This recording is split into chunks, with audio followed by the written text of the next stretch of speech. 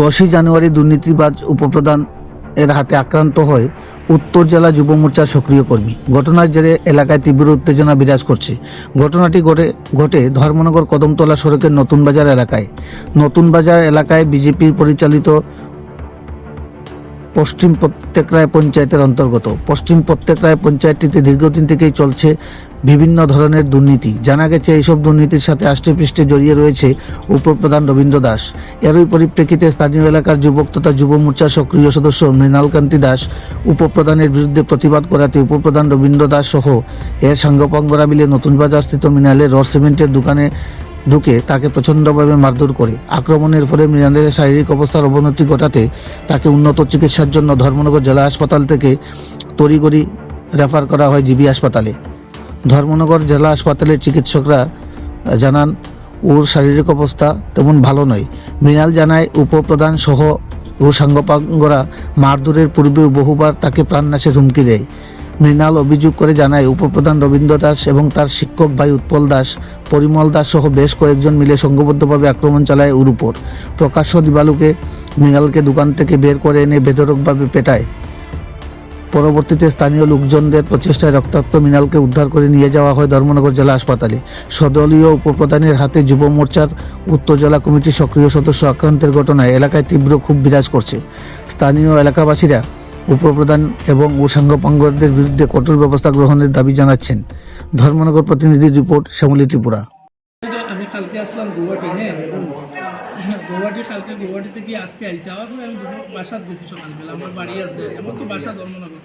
তারপরে বাড়ি যাওয়ার পরে দোকানও আইসি। আবার পরে আমার দোকানও টাকা লইয়া আইসি।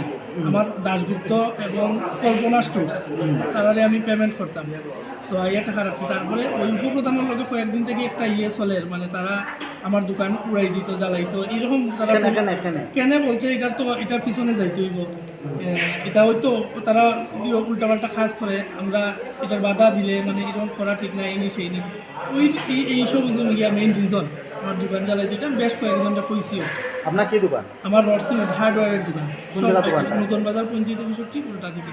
আচ্ছা, তারপরে ওই আজকে সকালবেলার এই ঘটনায় তারপরে তারা বেশ উপপ্রধান রবীন্দ্র দাস, টাইনার ছেলে টিচার, তারপরে ওই রিগেল ইন্ডাস্ট্রির মালিক পরিমল দাস, আচ্ছা, এরা আরও বেশ কয়েকজন। তারপরে পরিমল তাইনোর ছেলের নাম কি জানি আমি, উৎপল বোধ হয়, হ্যাঁ উৎপল, ওই পিজিটির টিচার। হ্যাঁ, ইভেন কি আজকে আমার বাইরে ওয়ার্নিং দিছে। আমার বাইও টিচার, এর স্কুলও হে, তখন আমার ভাই হয়েছে আজকে তোমরা চন্দুরে ইয়ার দোকান মারিয়া ফেলাইনি। এরা ডাইরেক্ট। আপনার নাম কি? আমার নাম মৃণালকান্তি দাস। আচ্ছা, আপনি তো বিজেপি করেন? হ্যাঁ হ্যাঁ। আর তারা তো বিজেপিরই উপপ্রধান? হ্যাঁ হ্যাঁ। আচ্ছা, এরপরে কি করছে? তারপরে তো আমাদের দোকান থেকে টানিয়ে নিছে, নেওয়ার পরে খুব মারছে। এটা আপনার সিসি ক্যামেরা আছে, ক্যামেরার সামনে দেখতে পারবেন, পঞ্চায়েত অফিসের সামনে নিয়ে।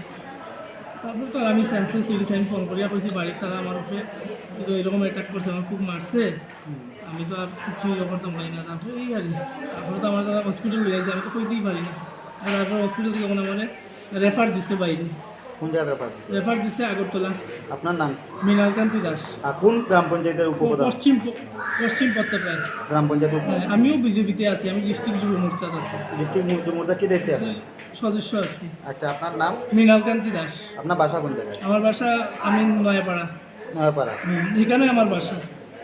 লালচরও আপনার? না, নতুন বাজারও আমার বাসা আছে। দুইটা বাসা? হ্যাঁ, এখানে আমার বাসা, এখানে বিজনেস সবই এখানে। আচ্ছা, আর যে উপপ্রধান তাইনের ভালো নাম কি? রবীন্দ্র দাস। তাইনের যেই প্রায় দিন, সে কিছুদিন আগে একটা ঘটনা করছে, ওই একজন গরিব মানুষের বাড়িতে গিয়া রাত্রে তাইন ওই পরিমল দাস এরা গিয়া ওই বাড়ির মধ্যে গন্ডগোল করছে। রাত্রে 11টার সময় একটা ছেলেরে খুব মারামারি করছে, অসহায় ছেলে। আচ্ছা, উপপ্রধান কোন গ্রাম পঞ্চায়েতে বললেন? পশ্চিম প্রত্যেকটায়।